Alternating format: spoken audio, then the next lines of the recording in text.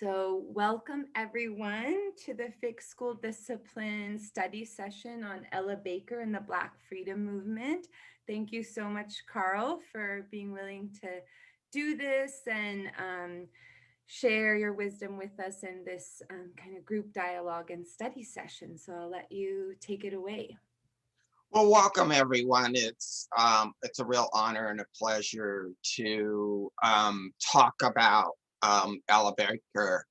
Um, for me, she was someone that I really looked up to in terms of just how we do organizing, the um, the kind of organizing we do, how we have to be humble, how we have to reflect upon the work that we do.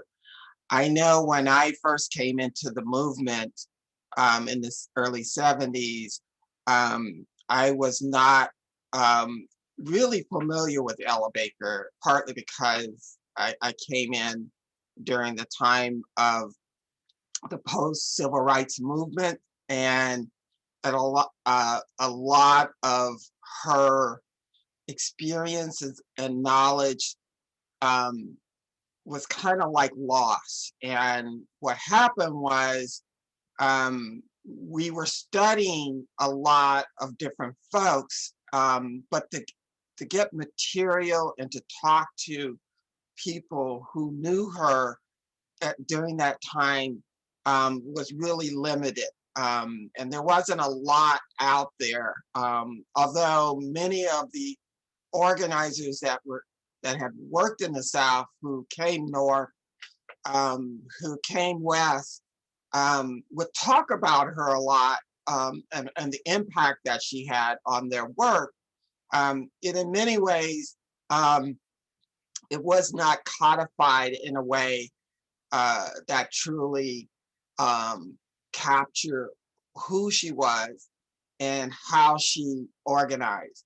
I didn't know until later that the way we did our work was in many ways reflective of her constantly impact reverberating over the generation of organizers for years to come. And she continues to do that even to this very day, that who she is just constantly keeps showing up in the ways of how people organize, how the people view the world view, and the rest. Uh, Also, I'm going to show a 11-minute video about her life, and also you get a chance to see her speak. And it's part of it is that my goal, uh, my goal in my latter year of my life is to recapture and bring back those heroes and sheroes that really influenced the movement of the 60s, that helped shape our thinking, helped shape the way we do, how we work, how we how we view the world and reflect upon it. And part of what I do is to do a lot of that when I work with young people and also new organizers to really study and then incorporate and then build on. And so part of you know what we're trying to do today as a reflection today is to reflect upon Barbara Ransby, her perception and her analysis and understanding and story of Ella Baker. I met Barbara Ransby in the 90s, coming off the Million Man March. And many of the Black feminists or womanists at the time had a lot of negative reaction to the Million Man March. I didn't go, partly because it was the Million Man March, and I just had a problem with that. But there were a lot of debate and discussion at that time, and that's when I was first introduced to Barbara Ransby. I think she was a doctorate. She was in a doctorate program, and she was talking about writing this book on Ella Baker and other unknown activists and folks in the movement as well. And when it came out in 2003, I said, this is the book that should be a standard for every new organizer that comes on the scene. You need to read this book because it captures and summarizes in many ways who Ella Baker is, but most importantly, her style of organizing, her political view, and how she shaped and influenced the NAACP, the Southern Christian Leadership Conference, the Student Nonviolent Coordinating Committee, and all the other movements and areas that she was involved in so many different ways that she influenced. So I'm going to show a video it's on YouTube. It's about 11 minutes about her, just to introduce, and then we will go into discussion about the book itself. So.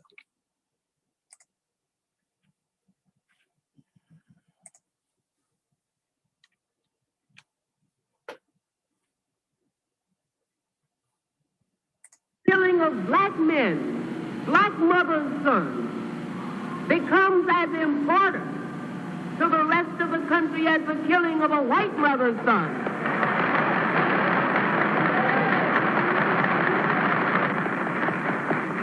We who believe in freedom cannot rest until this happens. We who believe in freedom cannot rest. Freedom is a constant struggle. Many who participated in the civil rights movement of the 1960s took part alongside a woman named Ella Baker. Ella Baker's life is intertwined with the history of that movement. In the decades of the 1930s, 40s, 50s, and 60s, she worked with all of the well-known leaders. But mainly, she worked with unknown people.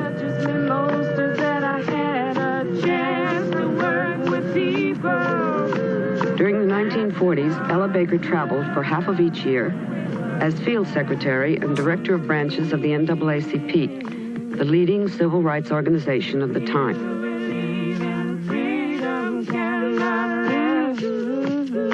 Ella Baker's task was to stimulate local campaigns and help build membership.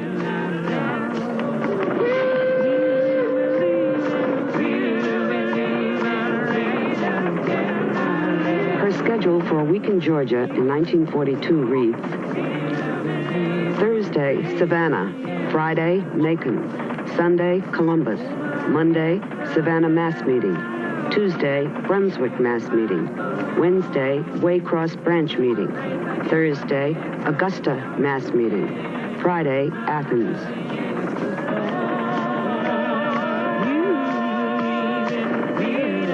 She resigned from the staff of the NAACP in 1946 because she felt the organization was too bureaucratic. But she remained active in the NAACP and later became education director and president of its New York branch.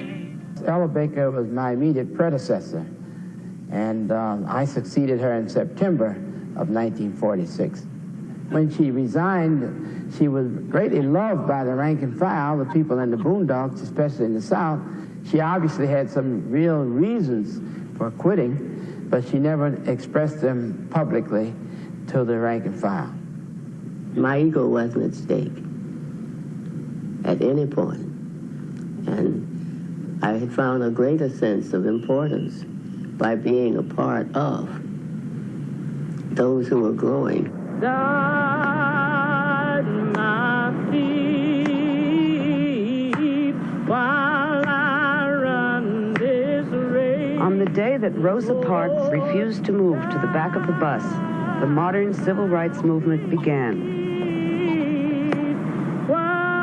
The Montgomery boycott of segregated buses brought thousands of people into the streets and created a new era of mass protest. The young minister, Reverend Martin Luther King Jr., was elected president of the Montgomery Improvement Association. When the boycott ended in victory, King and other ministers formed a South-wide organization, the Southern Christian Leadership Conference. Dr. Martin Luther King Jr. and I had decided that we would make out of the Montgomery Improvement Association a South-wide organization. And we chose Ella Baker to serve as the first director. There was a loose confederation of movements all across the South, for which Ella served as the liaison person coordinating it with the Home Office in Atlanta. It was a Herculean task. This was before the day of women's liberation, and here was Ella, a veteran civil rights activist, female, with the task of coordinating the activities of a group made up predominantly of preachers.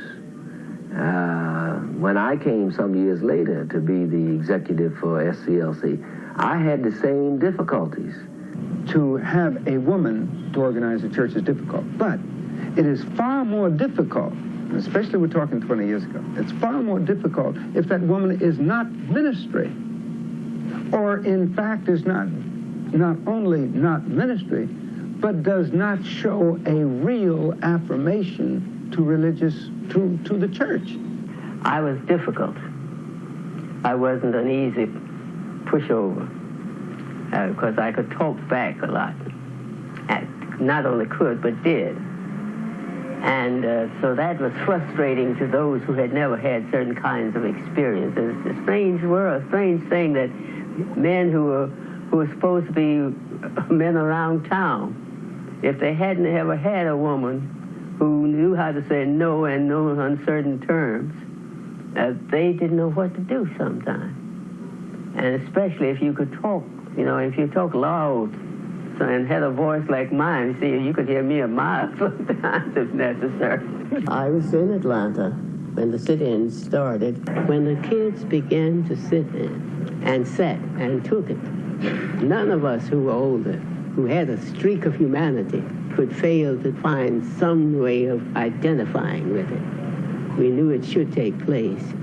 And my generation didn't have the nerve to do it, maybe. But they did. Move it along. Come on, boys. They acted as if they believed that this was their right. And they didn't, they weren't asking for any favors in the sense of, won't you please? All right, start loading now. Jailings of hundreds of the protesting students shocked the nation. Ella Baker wrote that the sit-ins meant more than the right to eat a hamburger. They were a signal to the nation that young people were determined to end discrimination. Ms. Baker, as the executive director of the Southern Christian Leadership Conference, was the main organizer of the Easter Weekend Conference in 1960 that led to the formation of the Student Nonviolent Coordinating Committee. She sent out the appeal to various student groups. I had always assumed that my role was to facilitate, which did not involve leadership. I didn't have the need for being considered a leader. And I think that got over to them in the original meeting because they knew that the meeting came into being because I did it. And so they began to have that kind of confidence. And so they felt they could trust me to maybe further the matter of their independence. And helped us resist pressure from the NAACP, who wanted us to become NAACP youth chapters at the various colleges where there were sit-in groups, from CORE, who wanted us to become CORE chapters at the various places where all these student sit-in groups were located, and from SCLC, who wanted us to become a youth wing of SCLC. The ministers from the Southern Christian Leadership Conference and some others, they felt sort of left out. They were more concerned about how they could literally attach the young to them, They didn't want to lose them because this was something new. This was vitality, I suppose. She insisted that we had something special that was special to us. And she impressed upon us the necessity to keep this special thing separate. Ella Baker resigned from SCLC in 1960 to work with the protesting students. The most vivid memory of Ella Baker that I have is her sitting at these SNCC meetings, which ran for days. You didn't measure them in hours, they ran in days, with a smoke mask over her nose, listening patiently to words and discussions she must have heard 1,000 times. Most of us can't be patient with ourselves. I mean, for someone else to be patient with us was probably one of the most important things that she was able to bring to SNCC as a group. Miss Baker knew who she was, she knew her role, she knew and understood the work and our mission, and she knew what she was doing. And somehow, when this cadre of folk got put together, being almost all male, that she saw herself being not respected for the executive role that she could play, for the programmatic role that she could play. To be accepted at that time among a bunch of preachers who were never used to any women in their inner councils. But remember, she was a peer of theirs. She was demanding equal time, and they were not ready for that. She was about raising hard questions outside of their normal ambit, and we ate it up. Friends, brothers, and sisters in the struggle for human dignity and freedom, I am here to represent the struggle that has gone on for 300 or more years, a struggle to be recognized as citizens in a country in which we were born. I have had about 40 or 50 years of struggle, ever since a little boy on the streets of Norfolk called me a nigger. I struck him back, and then I had to learn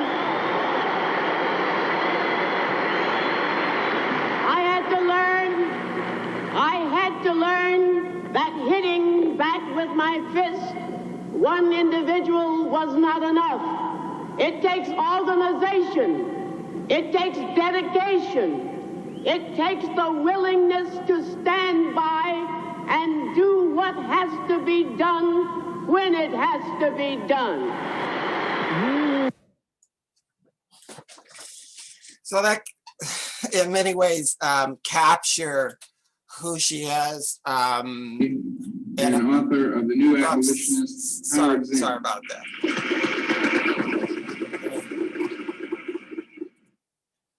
Sorry about that. So that it kind of like captures who she is and what she was about. One of the interesting things that was missing from the video, which I love that Barbara Ransby was able to capture, was the early period of her development. Her early period in Harlem were two probably really powerful things happened. One is all the left formations that were existing at the time during the early period, that she was part of those deep discussion and dialogue and analysis. This is pretty much kind of like our DSC. When I read that, I think of our DSC California strategy team debating big issues, trying to make sense of where we want to go and how we want to move forward. And then also testing that out in the cooperative movement at the time, and the Young Negro Cooperative. So it's the process of both having deep analysis and study, connecting it to real practice, her work throughout the NAACP on the ground, and the rest. So it's the book really, I think, really captures much more. There's another book I think it's Grant or Gat that more or less captures her personally, her life, without all the political analysis and the backdrop of political history. So anyway, I just wanted to kick it off to open it up for people's initial reflection about the book, and then since there's 9 of us, I actually going to do like I do with my class. Instead of waiting for you to respond, I actually go down the list. So so I'm going to start with Vivian, and then since there's 9 of you, to get your initial thoughts. Gosh, there's so much to say. I have to say I have not finished the entire book yet. I'm about halfway. But I really did appreciate, as you said, the early days of her development. And really interesting that she, that her roots, where she came from, and how she didn't let what may have been like, seeds of like elitism in her parents to not have that like flourish in her own life too. So I thought that was a really like conscious choice. But I was also very struck by how busy she was. I mean, I don't know how sustainable that, I mean, she managed it, but it seems like she was very private as well. And so it's really hard to really understand how she was able to manage it, and if she ever cracked, Those are just some thoughts. Initial thoughts. Okay, I'm gonna start with initial thoughts, and then I have a couple of questions. So next, I'm gonna go to Victor. Yeah, thanks for this. Yeah, I guess my quick initial thought, just digesting all this, and why I'm kind of intrigued by everything, is that I just find it striking that, I mean, I'm so different from her. We're in such a different time now, but she works for an organization, NAACP, very similar to the one I work for, ACLU, and I just think there's a lot of like analogs there and a lot of lessons to learn in the way that she negotiated it, I think, very gracefully. And so I just think that's my general takeaway, because it's actually it's so different, but very, very relevant to even, what I see day to day. Thank you, Victor. Joyce. Hey folks, I'm still working through the book, and will admit that Ella Baker is a name I've heard about a handful of years now, but haven't had the opportunity and time to do a deeper analysis. So really grateful on how like all of this is aligning to be able to really do that. And I think there's just so much, I think when we step back, there's just so much grounding and what history can teach us. So I really just appreciate the opportunity to like kind of go back to what our ancestors really did and figure out where the learnings are and how those are applicable now. Thank you. Mona. Thanks, Carl. So for everyone who isn't quite through the book, I can make you all feel better and say I'm the worst student in the class today in front of teacher Carl, in that I haven't read the book yet. I saw this advertised or announced as, Carl talking about Ella Baker, and I like made my calendar make it work and said, sign me up. And I really appreciate it. What I do, I don't know enough about Ella Baker, and I am going to read the book now. And I guess from what I do know and from what was reinforced in the video you just showed is as an attorney, I've struggled and strived to practice in a way that is real community lawyering, and by being more of a technician and support person for clients like Black Parallel School Board and other groups. And I think reading about her and her work and her approach to work, her not, centering herself as opposed to really as separate or, above the people that she is organizing and helping to organize, is just such an important example and reinforces my desire to be that kind of person in my work, and just really appreciate it. And I look forward to reading the book. Yeah. Betty.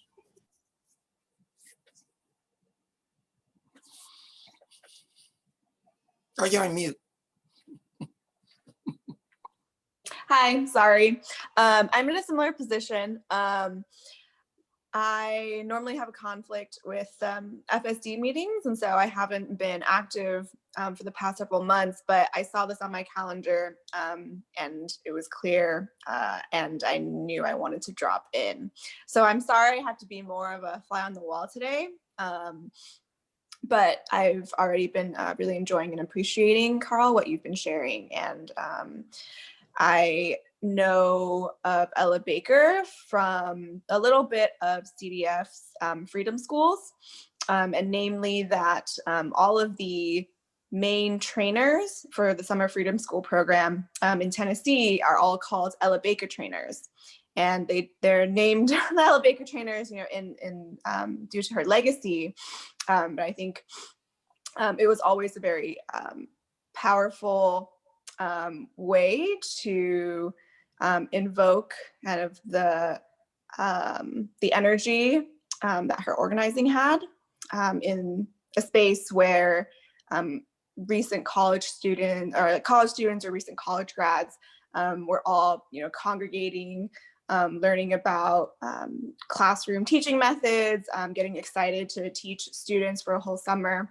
And there was also this like reverence towards all the Ella Baker trainers because they were always so badass, that there's this association that kind of like stays in our contemporary times, which I've always really liked. So I'm appreciating the opportunity to get to learn more about Ella Baker's life. Ashley. Yeah, I think something that Vivian mentioned really kind of struck me also, that just like in the beginning, seeing that she really didn't even have, like, she had her place, right, but without no food, like you could hardly even see anything because she was never there. And so just being so busy and being able to make yourself having like that strength, I really connected with. Well, not that I have that strength personally, but I feel like I want to get to that level to be able to sit in these conversations, listen, and be able to, you know, and how she said, like, as a facilitator, you know, I didn't need the reaffirmation that I'm a leader, but you know that she's the leader, right? She's the one navigating these spaces and being a part of like just these spaces with that are just predominantly male and having to fight. I think there was a conversation with her and I can't remember her name, but she was saying like, I'm tired of fighting to fight, right? And being able to say like, oh, you know, sometimes as female or whatever, you know, and I think for me, it's more like I took it really personally because I feel like for me, I just really want to be able to know enough to fight alongside, but then just reading like, and throughout like this chapter, and I was reading chapter 9, I was thinking of Carl because he always says like, you know, we're already starting this movement, we're doing all these things and folks are looking and they're wanting to go in. And so then there's like a mention that says like, we're getting all this attention, but it didn't seem right, like where it was coming from. So yeah, those are my initial reactions. I really am so glad to be here and be able to listen to Carl and listen to all of you of how to be able to really connect with the community and be able to like know more about movements and what it takes personally to be able to continue this fight. Ruth. Well, gosh, thank you. It's just really nice also to share space with you all and hear your reflections. So thanks, Carl, for just opening it up this way. I mean, I think like all of you, I'm just in awe of her lack of ego, her foresight, her brilliance, the level of discipline. And you know, Carl, you were talking about this period in Harlem and just reading about how you could see that she was just the way she navigated the levels of politics, and she could kind of see, you know, here's how here's how NAACP would want something to happen, and that she would just do it, like this much more organic organizing, bringing people together, the way they name the conditions, work, and education, then seeing, you know, that like a focus on integration wasn't the biggest thing for families. And so, yeah, and I think as we get to talk more, and the discussion you led us in at the convening has had me all of these months thinking about the way she lived her life from a place of values, and like the organizing, you know, which organization you're with, you know, and how do we now in all of our relationships, how do we get to do that? And so I'm really interested to hear more about how you do this with organizers coming up, because, you know, so many people have come up in a real identity around the organizers who taught them and the geography and space, and how do we, especially in a place like California, really work from that place of values together. So excited to talk more. Thank you. Thank you. I'm going to conceptualize or present my thinking of Ella Baker. And part of it, Ashley knows, because for the Central Valley Movement Building, I talk about her a lot and in terms of just how we do our work. There's a couple of things. First thing that most people know her by, which is among a number of activists, is group-centered leadership. And group-centered leadership versus what she describes her experience in Southern Christian Leadership Conference, LCLC, where it was the top male who made all the decisions, and then they sent out orders or decisions, and everyone followed. And so it's more of an elite model, but they basically made a decision. And the small group, you know, Martin Luther King, you know, Ralph Abernathy and them, but that was pretty much the standard process among many of the organizations, whether it's NAACP, LCLC, but a number. But in the left movement, remember, she got much of her experience back in Harlem in the cooperative movement that she decided that she incorporated and then brought to NAACP and the rest. So, but most people know her by this group-centered leadership, and group-centered leadership means this, not leaderless. So there's this thing, this anarchist thinking that there are no leaders, everybody's leader. No. There are leaders, but it's a group-centered decision-making process that takes place. So there's a, you know, everyone participate in this work where they're describing with the Student Nonviolent Coordinating Committee. They're describing, they don't have hour meetings, they have day meetings, because they had to make sure that everyone participated in the discussion and the decision making. And once the full discussion and decision making, everyone participated in the process of making the decision. So if one individual went off, and they did have folks who went off on different tangents, that the group, as a collective group, stayed together and knew what needed to be done because they made a strategic decision. A couple of the strategic decision that was made as a collective group was they were going to target Mississippi, that they were going to go into the heartland of Mississippi, and that was based on a number of different factors.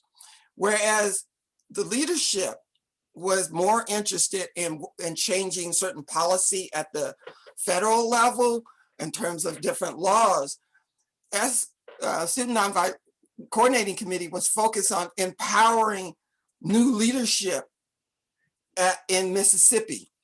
And that's what gave rise to the Freedom Democratic Party and the rest. So they were going to use approach, which is pretty much familiar for those of you who are familiar with the Pablo Freire approach. You go to the people and you work where they're at, but you build the leadership from where they're at.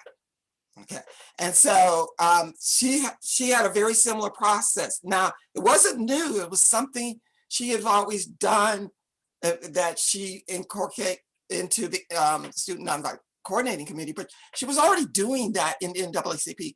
NAACP would not have existed as we know it today if it was just all these elitist folks, all these, you know, leaders. I mean, I love W.E. Du Bois. I love some of the, you know, their writings, but at the end of the day, they couldn't organize out of a paper bag. So it really ended up being Ella Baker, who would go to the South and work with people and keep a contact. She kept the book of all her list of contacts. And that contact list, even though it was developed in the 40s, became very powerful in the 60s. And so, and then she was developing local leadership that knew that oftentimes they were going to be in opposition or operating differently in the South versus the leadership that was, you know, in DC, in the North. And so, but her main focus was, first, we must work with, you know, average everyday people on the ground, and that they would inform the leadership. Now, in Student Nonviolent Coordinating Committee, and her philosophy is that you develop as many leaders. And one of the things she said, I'm a facilitator. So we used to take this at heart. I'm not a leader. The community will see us as leader. Every one of us here, the community will walk up to you and say, oh, you're a leader. Number one, you're very articulate. Number two, you have a very good analysis. Number three, you know what you want to do. Number four, you have skills. You graduated from college. You have all these skills in it. So in their mind, that's what a leader is. We often have to tell them, no, I'm not the leader. I'm just the facilitator. You're the leader. I will develop very similar skills that I have without you having to go to college or having to go to a specialized school, but I will help you with it. So that's the notion of train the trainer concept comes in, and as a way, as an approach. So it's that our role, all of us here, and I know I get this all the time when I in the community. Everyone says, "Well, Carl, you're a great leader." I said, "No, I'm not a leader. I have skills. Yes, I have history. I have experience, but my role is to be the facilitator, organize from behind." And as you, and that's why Ella Baker is described as the mother of the movement, not the leader of the movement. And one of the things that we push in Central Valley Movement Building, and I mean, it's in many ways it's very similar to the Dolores Huerta approach, is that we're the ones that work from behind to develop new leaders who will step forward. And that's what gave rise to Fannie Lou Hamer and other community folks who were not necessarily very articulate. Most of them did not finish school, but boy, did they make an impact. Boy, did they pick up the skills and knowledge from other people and became taskmasters or understanding how the Democratic Party political system worked. That's what we do. So when we're working with our folks, we're trying to develop them to learn policy and know everything about policy just as much as we do. In fact, they can do it in a way and have a personal experience of the impact of policy and to re-articulate it in a way of what they really want. Our role is just to facilitate. That's it. Nothing more, nothing less. The other thing that was what's really impactful, this is also what we talk about in the Central Valley Movement Building, but also for DSC California. We don't make movements. We're just build them. The spark happens in the community. One of the things you notice in the movie is that there were a group of students in Greensboro who decided to participate in the sit-in. She never organized that. Ella Baker never organized that. She didn't tell them what to do. She didn't organize that, what was happening. She didn't facilitate it. She didn't put together a power analysis map or a logic model or all this other stuff that we're pretty much accustomed. It is what we call the spark. It was there. What she did was she knew that that could become a movement. And all it needed was organization, a commitment, and a strategic thinking of where they want to go from here. Because that spark could have taken, emerged and then dissipated. She knew if you can bring them all together, that develop an organization. Now the challenge was, which is always the challenge, is everybody wants to cannibalize you. There are those who want to strip certain individuals and turn them into superstars, particularly Democratic Party is good at that. And then others want to strip and have you part of your organization or part of your work. But one of the things that was most interesting that we talk about today is how we keep everyone in their lane. So she made sure that this was going to be the Student Nonviolent Coordinating Team youth lane. That's it. You over here that work with ministers, Southern Christian leadership, we're not going into that lane. Those who work over here in legal work or, like NAACP was working with the Supreme Court and other parts, you stay in that lane. We're not going over there. We're going to do our piece. We're going to focus on our piece, and we're going to do that.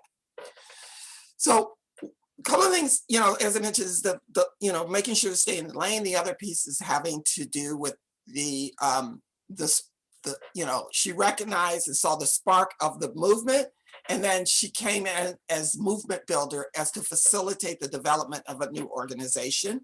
And basically she downloaded all her knowledge and experience all the way back from the cooperative movement and let them work through and develop and really make that happen. And then new leaders emerge. So, we know Kwame Ture, also known as Dorothy Carmichael. There is, a number of others that emerged from, there were just a whole series of new leaders that just emerged out of that work that went on to do other types of things. But, but they were all of them will tell you that she was the mother that helped nurture and made the commit and then moved on. She went on to other stories. There's a whole laundry list of other movements and struggles that she participated in. In terms of policy for us, in terms of policy work in the work we do,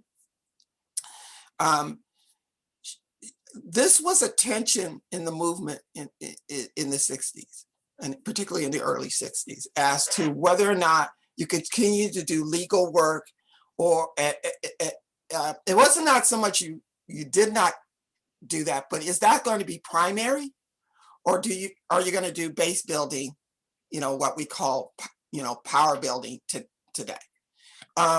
Which one of these was going to be primary of the work? Ella Baker preferred that it be base building, and that the legal work would support that work going forward. Now, none of the folks who participated in the power building work basically, totally reject the legal and policy work. Brown versus Topeka Board of Education had a profound impact. But as good organizers, they used it as an organizing tool for on the ground to test that whether or not, we're going to end separate but equal, and that we were going to have, full employment, economic justice, educational justice, and so they were testing out the policy on the ground. It was not a total rejection. It was just simply what was going to be primary and what was going to support that. And one of the things that we do in this Central Valley movement building, we have a constant discussion as to what is primary and what is secondary contradictions. Which ones are we going to work on? What is going to support the other work? And then how we do that as facilitators and movement buildings from behind. I think as part of our policy work and our legal work, our relationship is to support what happens on the ground, not necessarily lead that work, but to support it and be ready and available to provide the kinds of resources, but also to download some of your knowledge to average everyday people. And I know that's a little bit more time consuming, that's a little bit more difficult, but I think it can be done as well as part of the political analysis. Now, one of the things that Ella Baker in the book speaks a lot about is the deep discussion of a political analysis. So like in her earlier years, she talks about the communist movement. We're talking about the Black nation versus the issue around racism. And that was the big tension at the time. And then when she, in the cooperative movement, is it building the cooperative or building the movement for cooperative? In the NAACP, is it the struggle around base building, or is it a struggle around just, legal challenges? In the 60s, again, all of these contradictions were there, and it was a question of what was going to be primary to build a movement, a sustained movement to fundamentally change society. She knew, she had a vision, and her vision of what that would look like is what she was trying to move society towards and move people towards. But she had a profound impact of really understanding those relationships going back and forth. Anyway, I want to pause right there. Any comments, questions?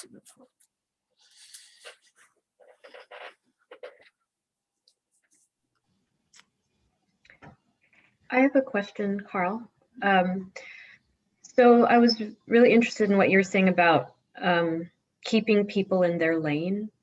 And I just wondered how that works when you have, or when you're doing coalition building, and like how do you think, kind of based on what Ella Baker did, or what you think is most effective when you need people to stay, different groups to stay in their lanes, but at the same time you need to come together around a common campaign or goal?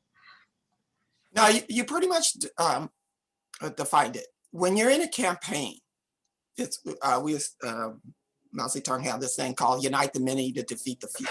So in a campaign, you want to have as many folks focus on a particular issue at any one moment, okay? And because you want to have your target as small as possible.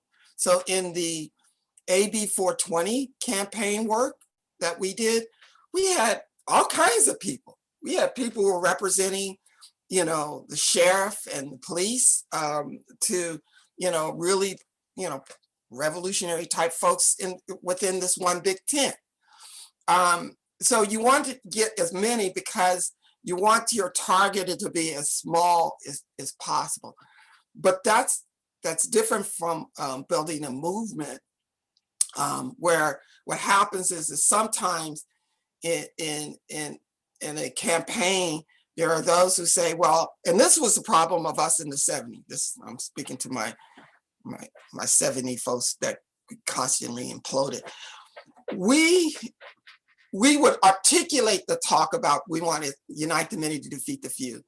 But oftentimes we let political differences and ideological and material differences divide us. So we had like many coalitions.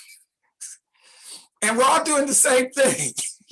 So it's like, no, we would argue we need everybody in the tent because we need those who have legal background, we need those who have organizing policy background, our target, I'm using an example, the Bakke struggle, for example. We needed people who knew about the Supreme Court. We needed new people who, we had a number of lawyers from the Lawyers Guild, Black Lawyer Association, Latino Lawyer Association, the Chicano Lawyer Association back then. And then we had, community-based organization, we had NAACP, we had all these people. Now, all of us had different political perspective and organizing approach, but we needed them all in this particular campaign to get the Supreme Court to overturn the Bakke decision. We didn't win. I think it was more or less a stalemate, but that's in a campaign. What happens is sometimes when and I will use the Black Lives Matter, what emerged coming out of the police-free school or Black Lives Matter, there's different organizations will come along and say, I want to do this and I want to lead this. Even though there have been a group of folks, community-based folks who have been working on this and in their lane for many, many, many years. So you don't upset those who have been engaged in this work. You support them, you build them up, and you come with you as much as possible, bring resources to that work. But you don't come along and says, well, I don't think they're ideologically correct. I don't think they're all jacked up. I think they need, they need some experience. So these youth don't know what they're talking about. So they need to be connected to, our organization because we're much more mature. I mean, all the challenges of a young emerging movement or emerging organization, people wants to basically say, I think they should be a part of us. And this was a problem with the Black Lives Matter in the early period because they were there, well, not in the early period, I think they're going through it now, but in the early period, everybody rejected them in NAACP. Now, all of a sudden, there's a love fest for Black Lives Matter. And so there's an attempt to absorb, Black Lives Matter folks within these various organizations versus trying to build the folks who have been engaged in Black Lives Matter work for a long period of time so they can be sustained and supported, and we can work collaboratively together around different campaigns and different coalition work. Ruth? Yeah, thank you. I want to, just in case anyone else is going to jump in, I was going to pause, but I have a question too. Anyone else want to get in? Because I feel like there's probably time for one or two more. Okay, I'll get in, but if other people want, I guess the thing that you've had me reflecting on, Carl, with, using Ella Baker as a real teaching, case study for the approach is in challenging like organizational identities and like credit, like we're creating this like safer community of practice here, but how much probably needs to be done to really challenge our organizations, like full hierarchies around from a policy lens, from a legal lens, that we're in service. So how do we even, talk about our work in service versus, what's kind of the way the huge influence of all the comms work is like, you need your organizational identity front and center. So just curious if you've been a part of like, whether that's, with the messaging people focus, with the leaders of orgs focus, like how you've thought about how we kind of keep pushing this shift in approach in our big orgs. Yeah, I think that's a concrete issue and an ongoing challenge. For those of us who are organizers on the ground, this is like a constant discussion, like, who leads, what message is led, how should it be done? So the first rule for an organizer is it's going to help my work, it's not going to help my work. Mm-hmm. Most organizations, it may be a good slogan, get out of jail, but it's what does it mean? How will it help us support our work? I think from Ella Baker, she would argue that we should have as many people, and particularly those who are most impacted, be a part of the discussion as to framing and developing of that in the early period. And you need to have a rich discussion. And part of that is what she did is that she worked to develop the political consciousness of those who don't believe they are leaders and community organizers. One of the things that I think PICO and some of these organizers of, Saul Alinsky schools of organizing is that you're just a purveyor We just do mass mobilization, and we don't do political education with our community, with the people we work with.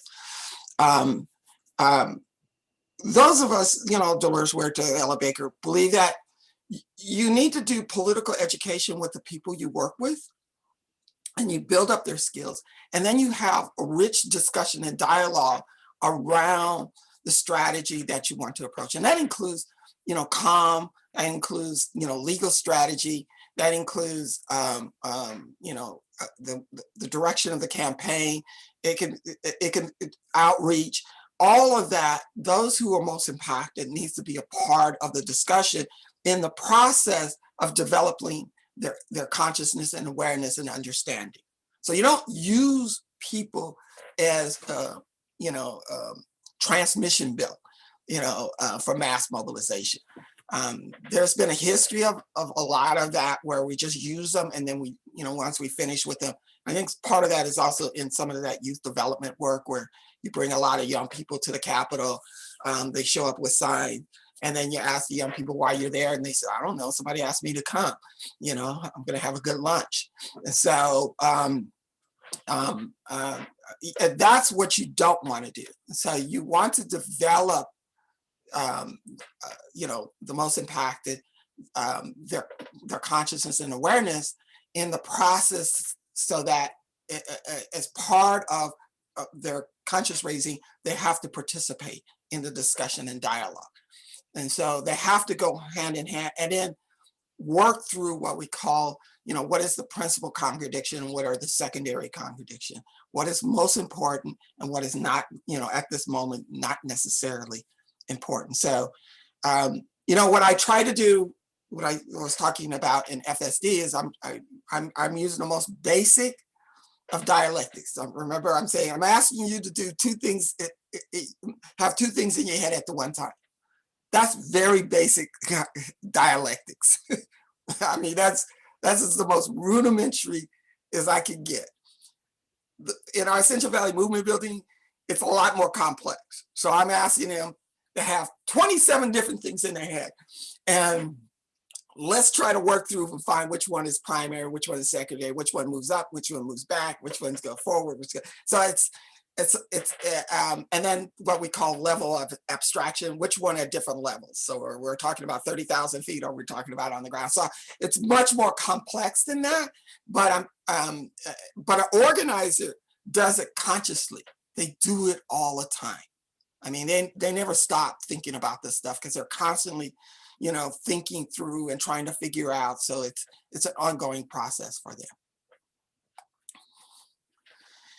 Anyway, I think we at the end part. I really appreciate everyone being here. Yeah, if you can get through the book, and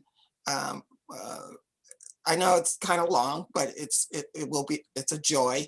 I do have other books to suggest. As you can tell, I have a library back here, but most of it it's kind of boring for most people. But I only have two books, as Ashley will know. I always recommend two books at the very beginning of our movement building. One is Ella Baker and the Black Freedom Struggle, and Pablo Freire, Pedagogy of the Oppressed. Those are the two books that I generally recommend right off the bat. Now, there's a ton of other stuff that I can, suggest, but if you can't get through these most basic, it's harder for me to explain a number of other pieces about the kind of work that we do and some of the issues that we struggle with going forward. Awesome. Well, thank you so much, Carl. This has been such a treat. Thank you. It's always an honor, and it's great to see everyone. Yes. Thank you. Thank you so much. Okay, lots to think about, lots to keep talking about.